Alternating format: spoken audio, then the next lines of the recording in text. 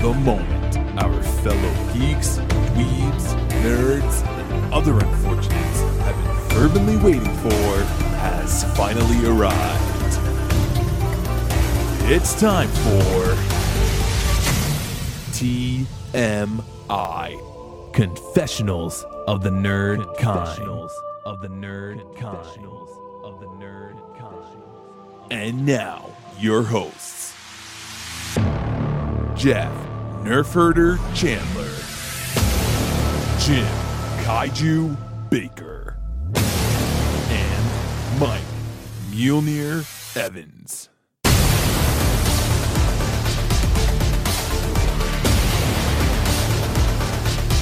And now, let's get on with the show. Here is TMI. I like it. So let's get into this episode. Welcome back, everybody. Here we are, another week. Another week at the TMI podcast, as some of us like to refer to us as. If only. Yes. If only. Yes, if you are actually somehow found us from our mention on the Electric Radio Show, welcome. Thank you very much for checking us out. Absolutely. I don't know about you guys, but I'm still a little giddy over last week's episode. Yes. I actually enjoyed our guest. I'm still recovering from the editing of that episode. I will tell you, Jim, I am very impressed that you were able to take that 7 hour. And when I told Jack that, he goes, "Why did he edit it down?" I said, "Because we just went off. There were some serious rabbit holes going on there." True. I was very torn whether or not to put it into 2 episodes or to keep it as one. I figured it was better to keep it as one. It was good, and I think you sliced out exactly what you needed to slice out. Yeah, and now we have some DVD bonus features, right? We can put on our website. Go. Yes. Let's announce that. Yes. So we do officially have a website. It is... Jeff, let me say it. Our website is tmiconfessionalspodcast.com. That's tmiconfessionalspodcast.com. So right now it's a website you can go to. There's a link for all of our episodes, new, old. There's a link for the Facebook page. There's a link for the Instagram. Follow us, subscribe, please share it, get it out there. And is there going to be a message board for our legions of fans? There are. I have not enabled that yet, but we could very well. Woo! So yeah, this week we've got another special guest. We do. Yeah, my son Harrison is here to give his 2 cents about the Lego movie once we get into that a little bit later. And we have not spoken to Harrison since Incredibles 2. No, we have not. It's been several months. I want to say years. It seems like that was a whole lifetime ago. It was a while ago. And Harrison's also going to be doing some mime that you won't be able to see, but the 3 of us. So if we randomly just break out, you won't even know what we're laughing at. This is what we need on the YouTube page. Do you want to do your drum snare? And he's also going to accentuate some of our jokes. So every once in a while, if I hit the red light, he's going to do a drum snare for us. Nice.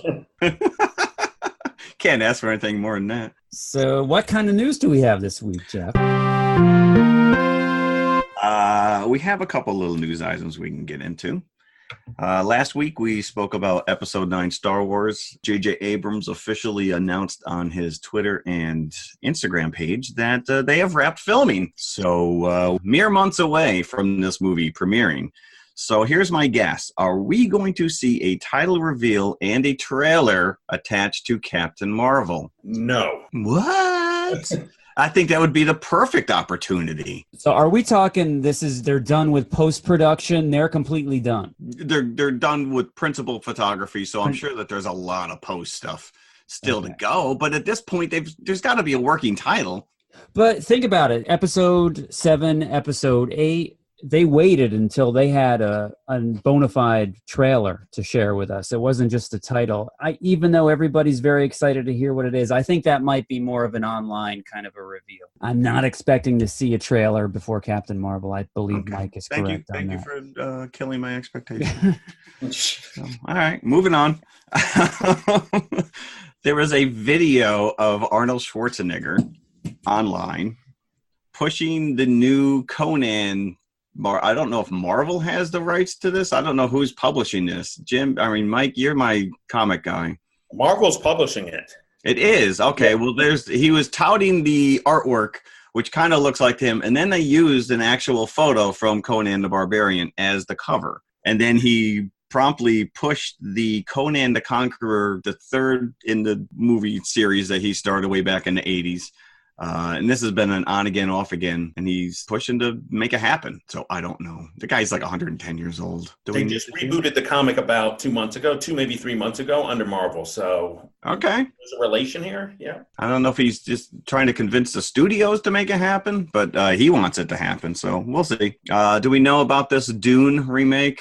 I think we spoke about Dune a couple weeks ago. We did, yeah. All right. Well, Dennis Villanueva is directing. Right now, we've got a pretty stellar cast. We have Aquaman, Poe Dameron, Thanos, and Drax the Destroyer, all in this movie. Really? A real mashup. It's a right? That's like an outer space Avengers going on there. Yeah, so we've got Momoa, Brolin, Oscar Isaac, and Bautista have all signed on. There's a bunch of other names, but those four right there are pretty impressive alone. Yeah, Dune, unfortunately, is one of these titles that really needs to be saved from itself. Not that the book itself is bad, but there's so much taint around it because of that terrible David Lynch version from 1984. I cannot sign on with that movie. Sting in flying underpants? No. Oh, I like Sting. Watch The Bride instead. Okay, all right. And then the only other news item I have is New York Toy Fair is going on right now. And one of the news items that came out, the New Mutants, which we've talked about, and I think New Line has this movie. And we saw a trailer. It was supposed to be released last year. Kind of disappeared, fell off the planet. Nobody talks about it. I don't know if there's toys associated with this because it looks like it's supposed to be straight up horror. But they announced a September 2nd release date, which is really kind of weird since it's a Monday. Really? Yeah. So to me, that kind of screams direct to subscription service streaming. I don't know. I don't know if they're abandoning this thing. They've lost their. I know that the Dark Phoenix has gone through some re-edits and they pulled the release date on that as well. So I don't know. Did you guys actually see Amazon released a map of Middle Earth for the Lord of the Rings show that they're going to do? I did hear that. I didn't see the map, but I did hear that there's some controversy over it. Really? Well, I guess it doesn't match up to anything that's been established in the books. or in the Peter Jackson movies. I guess it's a slightly different. So I haven't heard this. What is the story with this? Well, they're gearing up. They're making a series out of this Lord of the Rings because, the 12-hour movie versions aren't enough. So now we got to reiterate Frodo's walk over a 7-month TV show. I have no clue. Well, the speculation is they're going to follow Aragorn before he meets Frodo. Okay. All right. So it's not going to just be rehashing everything we've already seen. It's specifically supposed to not. Oh, good. Oh, that's actually encouraging. I didn't realize that. Now I'm a little more excited for it. So there, that's I think that's all the news we have. Once we come to a dead stop, that means there's no more news. Yeah. So let's get into it. Lego Movie 2, the second part. Now, Mike, I know that you have not seen the Lego Movie. Did you rectify that before you went to see Lego Movie 2? I did, and dozed off in both of them. The Master Builder. The special. The master snoozer is more like it. Special. Wow. One more week, which we're right down Rampage Road here, boys, because I also napped during this movie. I went with my son and his best friend, and all three of us at one point or another kind of dozed off. We cannot talk about Lego Movie 2 without talking about the first one, which was just a breath of fresh air. It was completely out of left field, something that didn't deserve to be any good. I agree. I actually avoided it. Yeah. Much like, years ago when Pirates of the Caribbean first came out, I was adamant that there was no way in hell I was going to spend money to go watch a movie based on a ride. Boy, I was wrong in that regard, and I was wrong with Lego Movie. That was you just said it. It was a breath of fresh air. It was a huge surprise. Very clever, very inventive. Mike, seeing it for the first time, even though you fell asleep during it, I think for me, I'm spoiled because of Spider-Man Into the Spider-Verse. So everything else just looks contrived in an advertisement for Legos, essentially. A house divided against itself would be better than this. Abraham Lincoln, you bring your space chair right back here. That's exactly what it is just a blatant toy commercial. But having said that, the reveal that all the actions that were taking place were derivative of kids playing with the toys. It's not.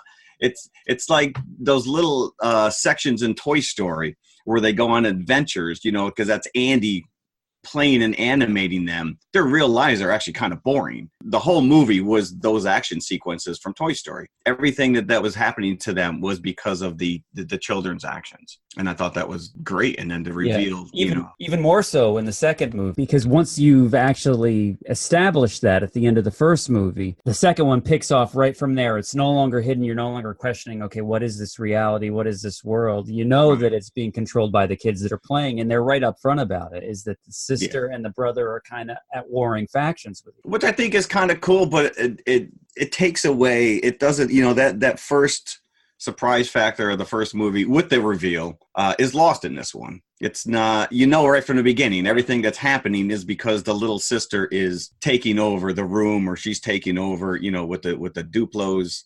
We are from the planet Duplo, and we are here to destroy you.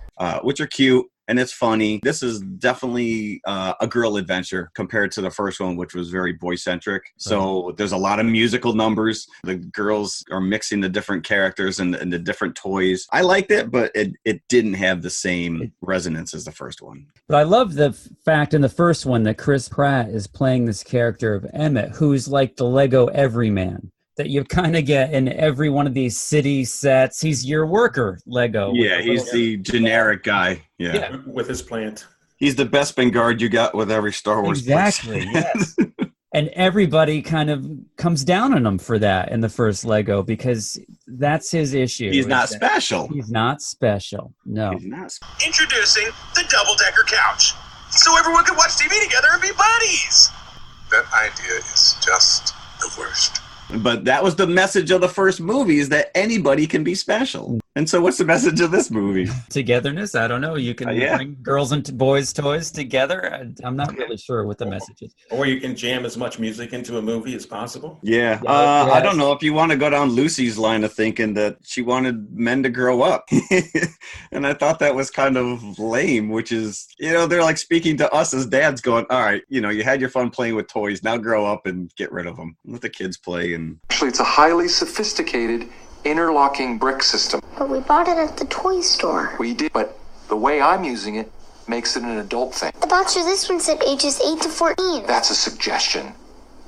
They have to put that on there. That's so sad. It is sad, especially for us toy geeks. In the first one, you've got a real journey plot line with Emmet trying to find himself. It's like Luke trying to train as a Jedi, or Frodo on his quest to dump. I didn't think about that, but you're right though. That he's such an quest. While the Lego 2 is just kind of all over the place. It's not like that. Yeah. You get the reveal of Rex Danger Vest at the end, but he's not the villain all the way through. And you realize pretty early on that who you thought were the villains, the Duplos, are not so bad either. So you don't know where they're going with this until you get the reveal of Rex Danger Vest, who's kind of manipulating Emmet from the future. And that's what I was saying before, with the fact that Chris Pratt played both characters, like that twist doesn't really resonate. And the whole idea of time travel, although you do get so who's the kid? The kid is Finn. Yes. You do get the cut back to the real world of the brother and sister. You brought this up before. The brother and sister fighting. It's now 5 years later. So the metropolis that the dad had built is completely destroyed. It's now like this utopian landscape. She's brought in. Every time they rebuild it, she goes in and destroys it with her toys, which is clever. And it's fun, but I don't know. I mean, Will Ferrell literally phoned this in. I think they just used unused footage from. Or they probably did. I think he was too busy making that Sherlock Holmes disaster. Time well spent on that one, Mr. Ferrell. Although I did appreciate the "Honey, where's my pants?" at the which was Emmett's favorite TV show in the first one. So that was a clever. But you bring in, so it's like, oh, Dad's not available, so let's bring in Mom now. That's a big part of what's missing from this one is there's no Will Ferrell. There's no good cop, bad cop from Liam Neeson. Oh, I know. You get a little drive-by cameo of him. Yeah. And Vitruvius, Morgan Freeman, who was kind of anchoring the whole first movie, and he's not there either. Well, I did like the Duplo Queen. What was her name? It was like something silly. It was Queen whatever wannabe. Whatever wannabe, yeah. Whatever wannabe. And she was launching into songs left and right, and there's a great song. She's trying to woo Batman. She wants to marry Batman. You can see that the sister wants to play with the brother. And so, so it's this clever little thing. Some of the dialogue was just brilliant, and I had to look it up because I couldn't remember it specifically. But at one point, she actually says, "I ain't no Selena Kyle. I'm no Vicky Vale. I just wasn't that into you when you were Christian Bale." And he goes, "Oh, I'm more of a Keaton kind of guy." And she's like, "Oh, I loved him in Beetlejuice." But it goes by so quick. And then you see a little Lego Beetlejuice in the background when she says that for a second. Oh, I missed him. But I will say the Bruce Willis cameo is pretty funny. But as a kid doesn't get that. I mean, honestly. But half the stuff in the Lego movie a kid is not going to get either. Right. So I think this one went a little too meta. It got a little too full of itself. I mean, they did play fun with the Everything's Not Awesome song. But they sing this little song. This song is going to get stuck inside your head. We were literally singing it as we left the theater. But how funny, I thought the other nice little cameo was Jason Momoa as Aquaman. And I didn't even realize that really was him until I saw him in the credits. But he was acting just like he does in the movie, which is just over the top, like, woo! And he's all over the place. Yeah. But you had Jonah Hill as Green Lantern, so the minute he opens his mouth, you know exactly. Channing Tatum, Kobe Smolder. So, you got all these little cameos in there. And hands down, my favorite moment is that after the Justice League leaves and they have that little in-joke about Marvel wouldn't return our calls because that's why there's no Marvel Legos there. Yep. They say all we have left is the knockoff Larry Poppins. And Larry Poppins. And he says a spoonful of salt, right? Yeah. Today we feature a new segment on the show called Some Kids Review, which is a movie review from some kid.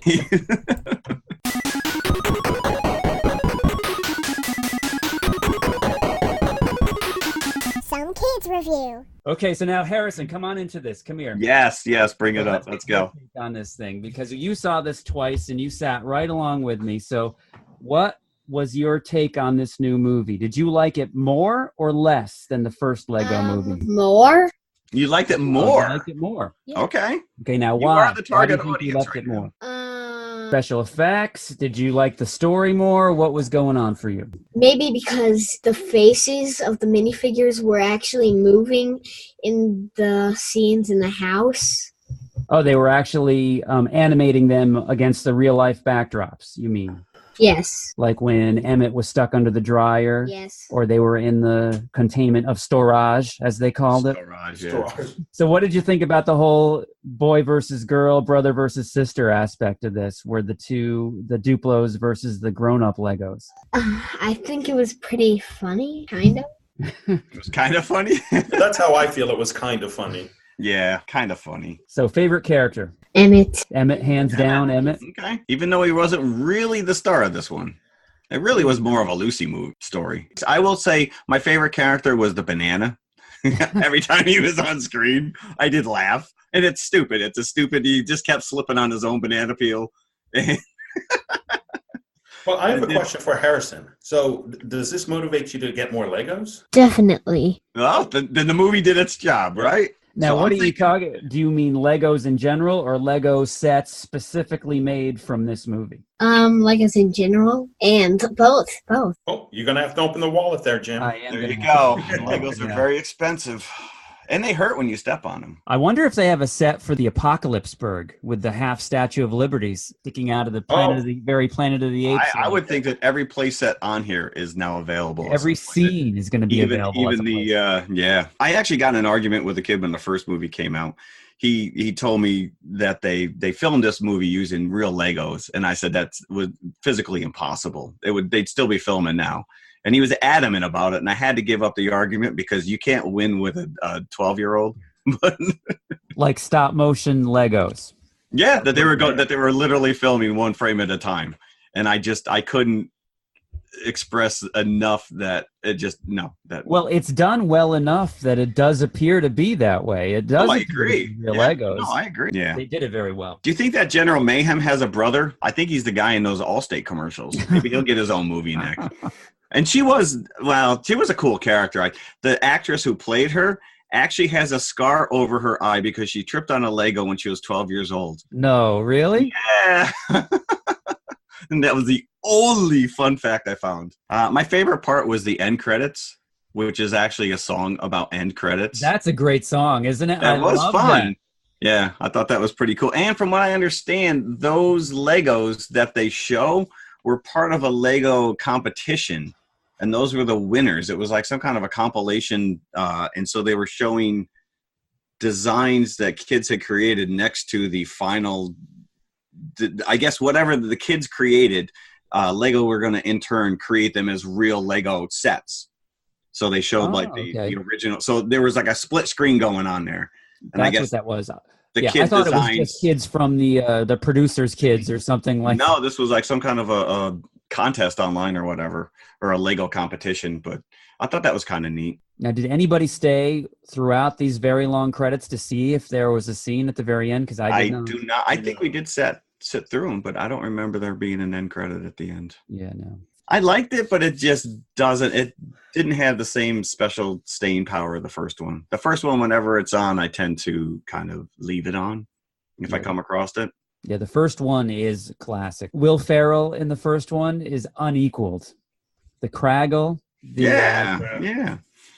And then, but again, the reveal that it's all this world that, the dad has built, and then the son wants to. So it's really just a reversal, which is in the first one, the kid wants to invade his dad's world. And in this one, the sister just wants to be a part of the brother's world. And Will Ferrell wanted no part of any of this. Right. I love that one scene at the end of the first one where he asks his son. I could picture myself having this conversation one of these days. Oh, it'll happen. Yeah. So how many buckets would we give the Lego movie? Lego 2, I would have to go maybe 3.5. I did there was a mention of sewer babies at the beginning. Yes. That was such a throwaway. And then Jeff the cat. There was a whole line of cats. I also like that the raptors were kind of a running joke that showed up. 3.5. Although I would give the original Lego easily 4.5. I would, with Lego Movie 2, I would probably go 3. I enjoyed it, but the shadow of the first Lego movie was just looming large over this guy. So I would go 4 on the Lego Movie, the original. I think I would say I had Lego Movie fatigue since I watched them almost back to back. For me personally, it's a 2, but I could definitely see where people would really enjoy this movie. Now you're talking about the second one? The second one. Okay, 2 buckets. And I'm not so sure I like the first one any better. And again, I think it's just I had fatigue around it. Yeah. Do you know I read that this was actually supposed to be released 2 years ago? Really? Because the first one came out in 2014? It's been out for a while. And I guess they were up against, there was Toy Story 3 and a bunch of other movies were coming out, and I don't know, they went back and retooled it. So I don't know what they changed or why they held off, but I don't know. It just didn't appeal to me in the same way like The Incredibles do with the adult humor.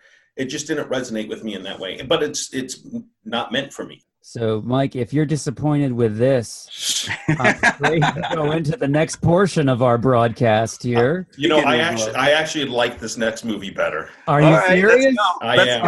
I will tell you. Yeah.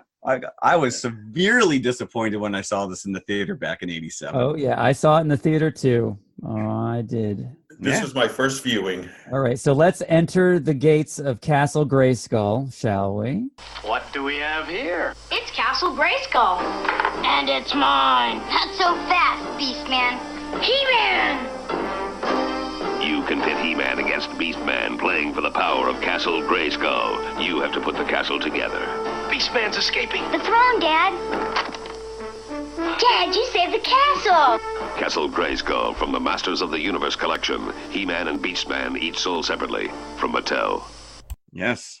From one toy franchise to another. Absolutely. You see, we always try to tie it in for you people. We try to give you a little common ground between our features. So before we get into it too much, this was actually greenlit before the cartoon came out. Are you serious? Oh, Really? Yep. This was greenlit after the toys. It just took a while for Canon to kind of get their act together, and even then they kind of floundered big time. I think that's part of the reason this movie is the way it is, and we'll get into it, because it's not a great movie, but I will tell you, I watched the director's commentary, and it completely changed my opinion on this movie. Really? Yeah. It made me truly appreciate how a movie gets made in any way, shape, or form with so many fingers and so many hands involved. So the director is Gary Goddard.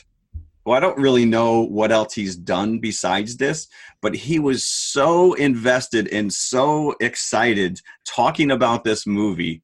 Like it just invigorated me, and it made me appreciate it a lot more than I did the last time, which I think I've only seen it once in the theater, and that was it. Yeah, and this was only the second viewing I've ever had of it. Yeah. No relation to Drew Goddard, I'm assuming. Not that I am aware of. I mean, it had, some pretty big names. I mean, Dolph Lundgren was coming off of Rocky IV. This was Courtney Cox's first movie. Yeah, and I think she probably got it because she was in that Bruce Springsteen video. That's exactly, right? That was about her only acting credit leading into it. But you watch this movie and, she holds her own on screen. You definitely see the little bit of a star power that she had. Richard Edlund, who did the special effects, he was Lucasfilm. He came right off Lucasfilm, stepped into this movie. Frank Langella, who's a pretty damn big name star to begin with, I will say that he is the star of this movie. He took this role because of his son, I guess. Yes, He's a big fan of He-Man, and that's why he did it. Yep. Without seeing any script or anything else. Which is balls, because that makeup, and they worked pretty... If anybody listening hasn't figured out already, we're talking about Masters of the Universe. Oh, yeah, we didn't we didn't even announce it. So, yeah, you got Skeletor, full-on Voldemort, but Dolph Lundgren, He-Man looks phenomenal. He-Man looks awesome in this movie with an 80s haircut. Well, yeah, you can't get away from that. Yeah. Billy Barty, who I mean, that guy was a staple of our childhood growing up, playing pretty much the same character that he does in Legend. Yes, basic. Yeah, you're right. Help! Help! Somebody! Careful! Oh, thank Peter, you come. Who are you? I am Gwildor of Thenor. He's got a little bit more to chew on in Willow, but yeah. And this Gwildor is really just a poor man's Orko. I know. I was like, why don't you just use Orko? So take a tip from me. Be a good winner and a good loser. You'll enjoy your games more, and so will the people who play with you. Good luck and goodbye. Because Orko, he floated around. They didn't have everything in this movie. This was pre-CG. So everything in this movie is practical. That giant skiff that Skeletor floats in on there toward the end, which I think he bought off Craigslist from Jabba, is a full scale built ship. And it practically doesn't move. It slowly lifts it up on like a cherry picker or something. It's like he's on a parade. He's slowly doing the queen wave as he drives by.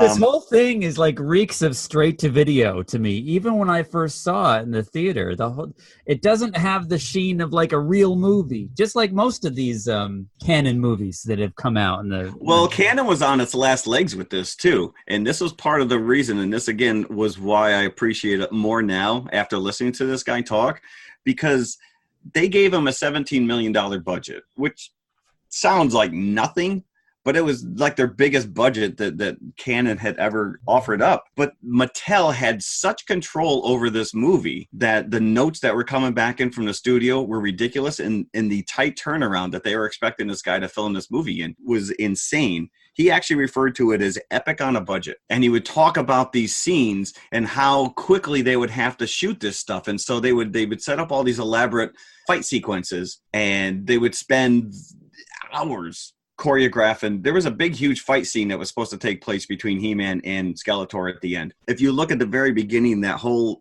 throne room is 2 floors.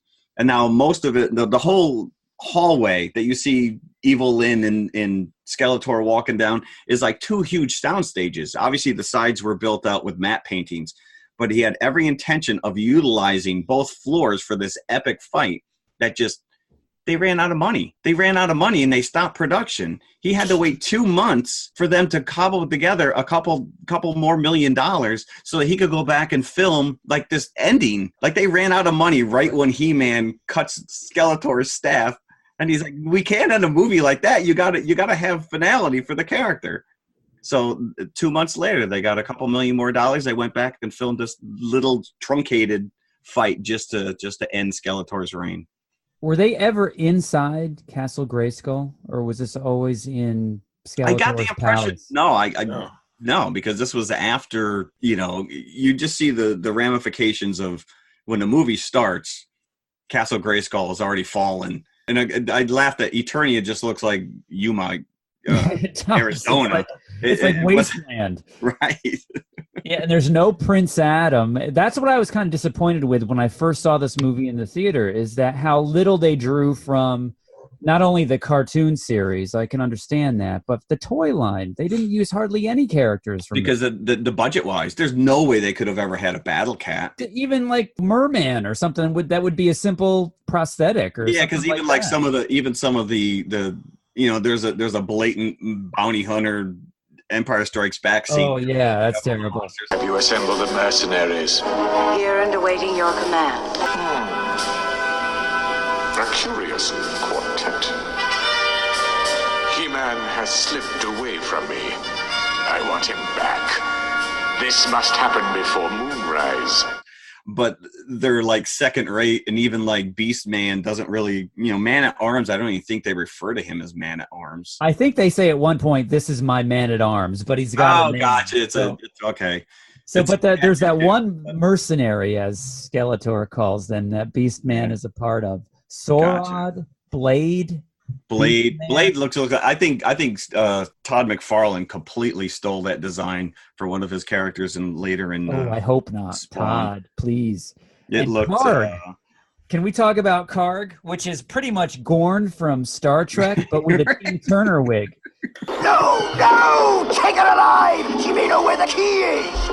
And all these mercenaries, besides Skeletor, who is the prosthetics champion of this movie, these guys are just pretty much masks that when they speak or make noise, their mouths don't move. Even you look at Gwildar, and he talked about the fact that Billy Barty, it took him hours to get in that makeup, and it just looks horrific. It looks like it looks like King Kong versus Godzilla makeup. It does. Looks like somebody threw clay on his face, and you're like, yeah, that'll work. Because I guess they went through numerous designs to get as much performance out of Langella as possible. Right.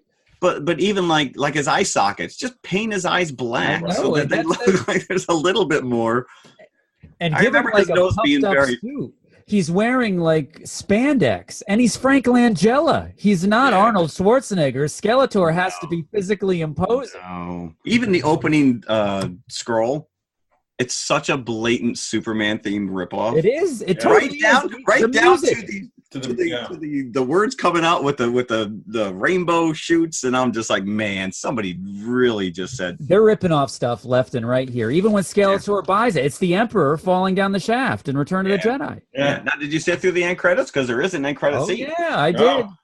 I sat through in 1987 and I saw that end credit. I don't remember sitting through the credits at the end of the movie, but there was no second unit shot. There wasn't even like a second unit to go out and shoot like secondary scenes. Like he shot everything. This was how like bare bones this was, and that's why a lot of it takes place on Earth, because they just didn't have the budget to create the world of Eternia. They established it. He had to fight just to establish that little bit in the beginning, just so that these characters they were a little grounded when they show up on Earth, but they shot a lot at night because they are so fantastical creatures that you can't have He-Man run around in the daylight because so he shot a lot at night, and you'll notice it's very obvious that the bad guys are always highlighted in red lights and the good guys are always highlighted in blue. Which once it's pointed out is but it's just manipulation to that's a good guy, that's a bad guy, that's a good guy. Evil Lynn looks like she's shopped in a bargain basement of Buck Rogers and Flash Gordon's department store. I mean, it just looked like secondary. I'm impressed that they even bothered to bring in the character of Evil Lynn, just the characters they left on the floor. And I would just love to have been a part of that conversation of how they chose who they were going to use in the script and who they weren't going to use in the script. And all the bad guys are just black stormtroopers. Yeah. And he was allowed. No, He-Man's running around with a gun too, which is like completely against the character. But he wasn't allowed. They weren't allowed to kill anybody. So the only people who get hurt are the robots. Which did you realize that those were supposed to be robots? The soldiers? Yes. No, I didn't. No, it was never established that they were robots per se. No. But we already talked about Courtney Cox. This was her first movie. Her boyfriend, Kevin, that is Robert Duncan McNeil. This is also his first movie, and he went on to Star Trek Voyager. He's Tom Paris from Star Trek Voyager, for all of our 12 Star Trek fans out there. Voyager being one of the worst in the franchise. And then we had Strickland from Back to the Future, James Tolkien, the bald guy. The detective, yes. And I think he just played the same character as he does in Back to the Future as well. And then he ends up like a prince in Eternia, and he's like, oh yeah, he stayed there at the end. They go back, and he's like, screw this, I'm staying here. Dolph Lundgren basically said that this was such a nightmare to shoot that he refused, because they wrote a sequel. They did, yes. Yeah, and he was like, I don't want no part of it. And he still to this day calls this his least favorite movie, which is saying something that he's done. Well, at one point, I think that they were seriously looking into dubbing his dialogue, and he was adamant that he actually, there's a dialogue coach, gets credit. And I say he holds his own. Yeah. You know, he holds his own, and he looks great. But you know what he doesn't hold so well, though? What's that sword at the end, when he gives that line, that all-important line. It is cringeworthy. Jim, I thought you would be very impressed, though, that when they have the big fight sequence in the streets, and they're holed up in the record store and in the music store, all the records were 99 cents, and Jim would have been all over that. That whole scene, they basically shut down the streets at night, and they were only allowed to shoot from like 6 o'clock at night until like 6 o'clock in the morning. And we're talking about the end scene when where the big battle, right? Parade float. Yes, correct. Okay. 3 months after filming this, an earthquake leveled everything. None of those buildings exist now. So you can't go there. You can't go there and visit and be like, oh, this is where they film Masters of the Universe. So even the forces of nature decided to erase all traces. They're like, yeah, we're going to. But let's talk about the sequel that you mentioned. Yeah. Okay.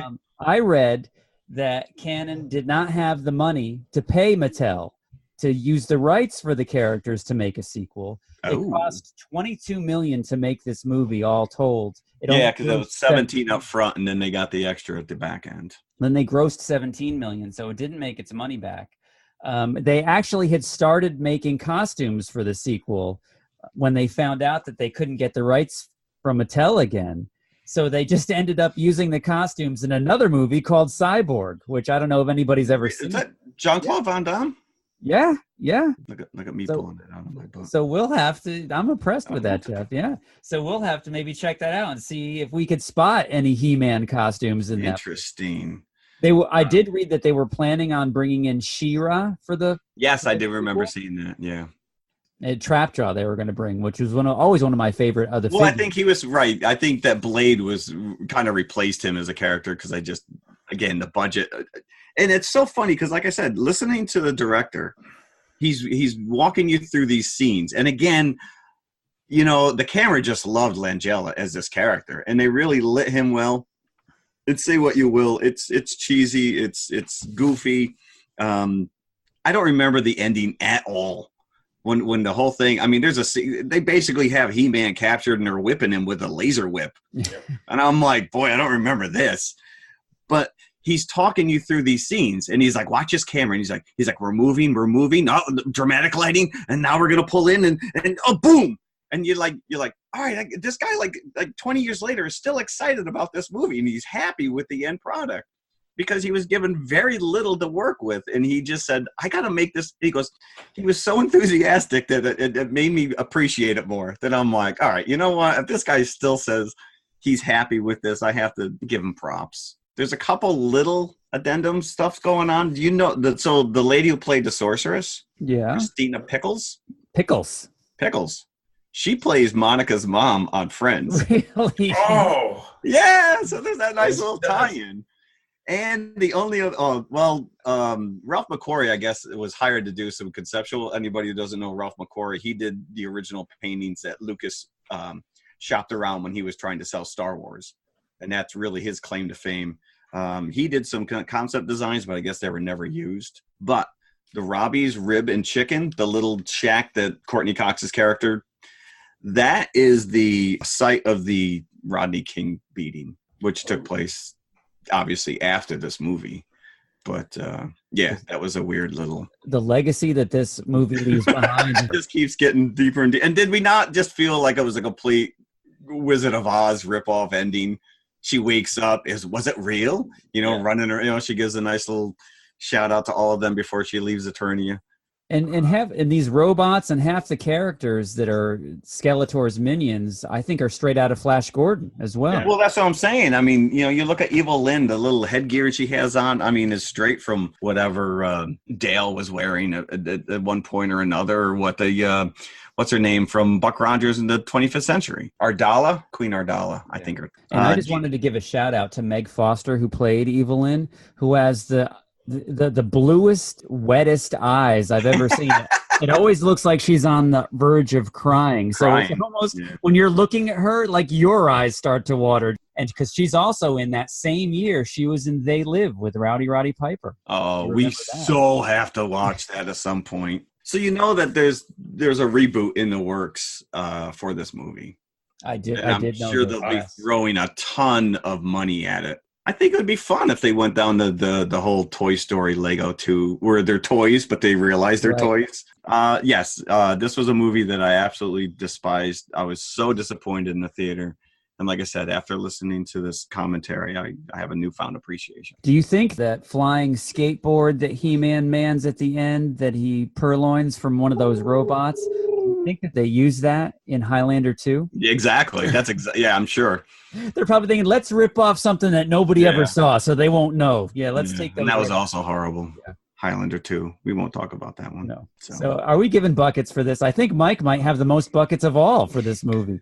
You know what? I mean, there's a lot of unintentional campiness into this, So, I mean, if you view it more like a Flash Gordon, you can really enjoy it. So I'm going to go 3.5 buckets. 3.5. I like it. 3.5. 3. With conviction. I mean, I was like, this is one of these movies that these two guys have cooked up that we need to watch. And I'm like, I can't believe it. And I was like, so happy I watched it. Nice. See, that's what it's about. There you go. I'll go easily 3.5. See? I did. Like I said, I enjoyed it. Is this peer pressure? 3.5, really? No. What I gave Lego 2 3.5, didn't I? Maybe 3. I don't know. I would go 2. I can't go. I got to give Goddard props, man.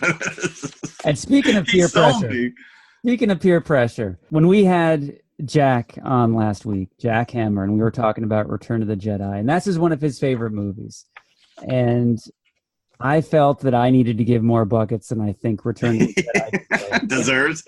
I have to confess that you got caught up in the moment. I did get caught up in the moment. I think I gave it 4 buckets during the show. I think that's charitable. I would bring it down a bucket. I think my true review would be 3. And Jim, I'm glad to hear you say this because I called you out on this. You did. You did. We had this discussion this week, and he's like, "How dare you really think that that's a 4-bucket movie?" I'm like, I really don't. So there are some sections for me that are unwatchable, and it's anything with an Ewok in it. With an Ewok. Yep. And the whole thing about C-3PO and the chair floating and eyes roll to the ceiling. Everything. There you go. But I would give Masters of the Universe 2.5. 2.5. That was on a day I remember. The reason that I sat there all through the movie is because, Jeff, and I know you've had these as well, I sat in the theater all day that day. That was only one of 3 movies that I saw at the Galleria. Oh, wow. It was the opening week of the Poughkeepsie Galleria Mall, and hence the opening week at the theater. So they were brand new theaters. I was very happy to be sitting there and not in some old moth-eaten sticky floor. Right, yeah. I think maybe I might have seen Dragnet the same day. I'm not really sure, but 87, would have been. Maybe Predator as well, now that I think about it. Yeah, this was definitely the least of the 3 movies that I saw. I saw this with my twin friends, Linda and Laura, and their brother, and we had to go into Elmira, which was a heck of a drive to go find us because it wasn't playing anywhere near me. Not that I had a local theater really anyways, but... And not that I was really excited to see it, because it really was at the tail end of the Masters of the Universe phenomenon. The toys really hit in 82, 83, and so did the show soon after this. So this was years later. And as you said, Jeff, this was, in the making for quite some time. So I think they really missed their opportunity as well. I think it came out a little too late. And it makes you sad that they never did anything, because around the same time was Thundercats, which still we have not seen. We've seen a couple reboots of the TV show, but no theatrical. Speaking of Thundercats, the one thing I can salvage from this Masters of the Universe discussion, do you guys watch Robot Chicken? Are you familiar with It's Robot been a Chicken? while, but yeah, if it's on, I'll catch it. There was one little animated sketch with supervillains carpool. So it's Skeletor, Lex Luthor, the guy from Thundercats. Who's the villain? Mumra. He's in the back seat. And at one point, Skeletor lets one go. And That was a good one. What was a good... Oh. It's burning my eyes are watering. Unlock the window! Behold the gaseous stench of Skeletor's breakfast burrito! Let's find it and share it on Facebook. yeah, let's do it. Okay.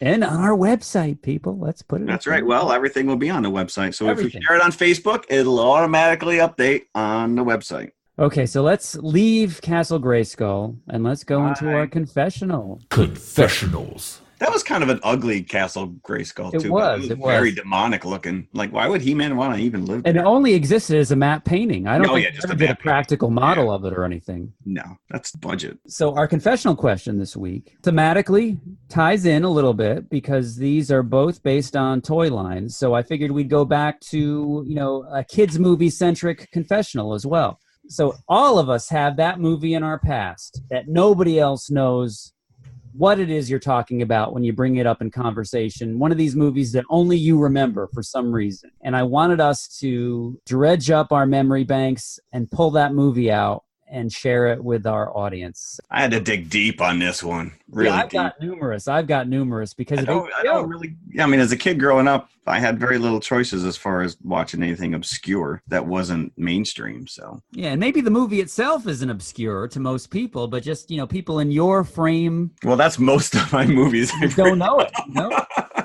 A very select window of people who get most of my movie references. So I'll go first, but if you guys maybe go ahead. Well, obviously, yeah, I'm excited about this one because I had to choose between 3 or 4 that I was going to. Now hold on, because we are actually going to be watching these movies later, correct? Yeah, that is the game. There's a number. There's a method to the madness here. There's a number of kids movies, kid-centric movies coming out this year, starting with Shazam. I think that's the closest one to the boat.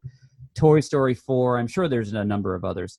And that what we're going to do is whenever we have a movie like this come up, we're going to, whatever movies that we share on this confessional, we're going to use as our classic feature. So I will begin with a version of the Jack and the Beanstalk story. This was shown on HBO in the early 80s. This is actually an anime version of Jack and the Beanstalk from 1974. 74, boy. It's very much like a, old Speed Racer style kind of an anime. It is just very bizarre. There's a lot of questionable things going. The animation is very strange and there's some songs in it. And for a little kid, it's kind of disquieting to watch. The giant in it has a witch mother who's trying to marry him off to a princess. So Jack goes up there, steals the treasure like he does in the regular version of the story, then gets the girl and has to battle the giant and the witch at the same time. It's just very trippy. And I watched it again recently and it holds up for me. It's a very bizarre movie and I'm surprised that it was ever made. And I would love to share it with you guys one of these days. Jack and the Beanstalk is mine. It is called Jack and the Beanstalk. Yes, it is. It was released in Japan, I think in 73, and Columbia Pictures released it in America the following year, and it did nothing. And then it showed up on HBO years later. Mike? So that's mine. Well, maybe I missed the homework here because I was thinking did it really have to tie heavily to your childhood or just a movie that might be obscure? Yeah, see, I went a little more obscure because I couldn't really dig that deep as well. So I went with Corvette Summer. Oh, you see, that would tie in with childhood for me as well. Right, because this was, post Star Wars, you're just dying for anything, right? And so Mark Hamill stars in this, I guess, kind of chase movie as he's trying to get his Corvette back. But it was like a splinter in mind's eye, right? You'll take anything that's anyhow Star Wars related. 78, 78, Dick? Yeah. 78. So that was kind of mine, which I was saying, okay, we would probably, I'm not at all surprised that both of you know about this, but it's not something people are talking about on a daily basis. No. It's not a franchise. No, definitely not. Interesting. I'm actually very intrigued to watch that again. Now, Mike, if I remember correctly, the plot was he gets his car stolen, the Corvette of the title, and has to get it back, right? That's the plot of the movie. That's what I recall. Like, he built this Corvette, and then he chases it out to Las Vegas or someplace. Annie Potts in that? I think she is. Yes, I believe Ghostbusters, so. Annie Potts. There you go. I believe that is correct. The proto version of Dude, Where's My Car? All right. Well, I went animated. And again, I couldn't really think of anything like that was obscure. This is a movie that my kids, my kids are 16, 17, and 19. It came out in 2002. It is one of the last Disney hand-drawn animated movies. And I've brought it up numerous times, and most people kind of look at me like, I've never heard that. I don't know what it is. And it is one of my favorite Disney movies, Treasure Planet. Well, I got 2 blanks from you. As in, you've never seen it, or never seen it. No idea. You've never seen it. Never seen it. I know what it is, but I've never seen it. I will share with you right now. Does Michael J. Fox do one of the voices? Michael J. Fox was in Atlantis. Okay. This is Gordon Levitt. And Martin Short plays this character, who his name is Ben, which is my son's name. He's an electronic navigator. It is one of my favorite movies. It is one of our favorite movies, but it is a movie that I bring up and most people look at me with blank stares. So. Now, from what I understand, this is based on Treasure Island. It is a space version of Treasure Island. Exactly. You've got a Long John Silver in there. You've got Ben.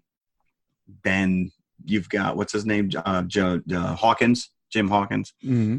So all the main characters are there. It just takes place in space. So there you go, Treasure Planet. We got an eclectic group right there. Yes, we do. Yes, we do. We'll have to flip a coin to see which one we watch first. I think it might be with Shazam as our next kid type movie that's coming up here. So when is that out?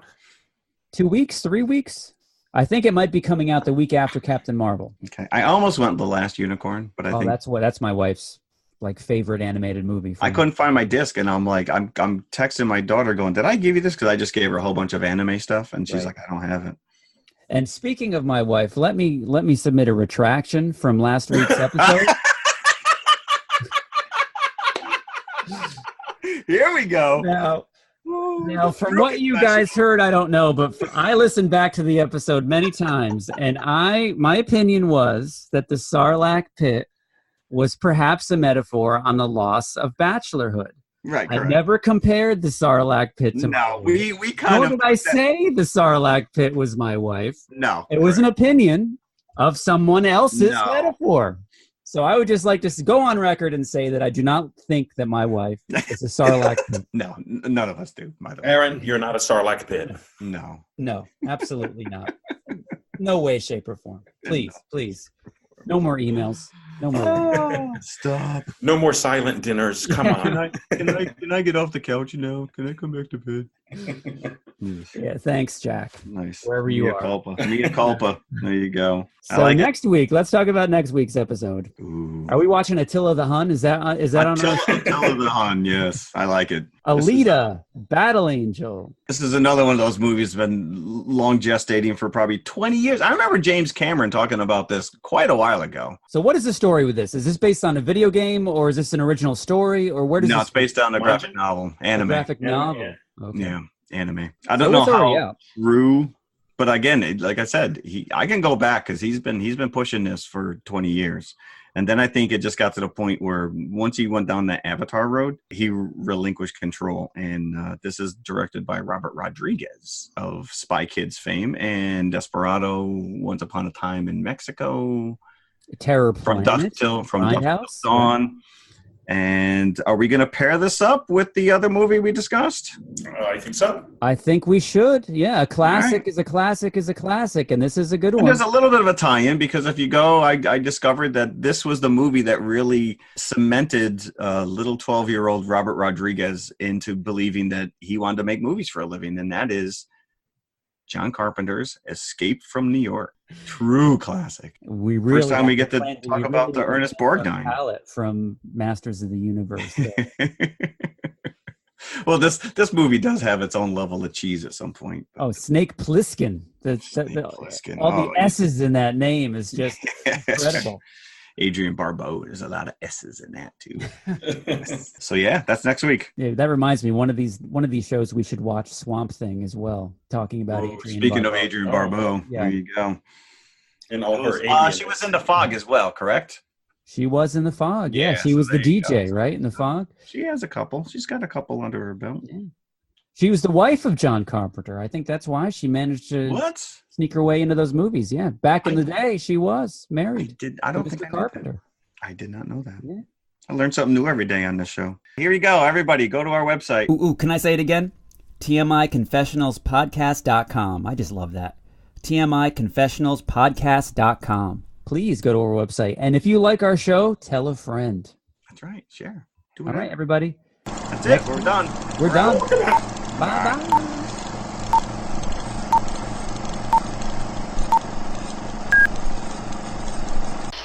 Good journey. Good journey. Good journey. Special!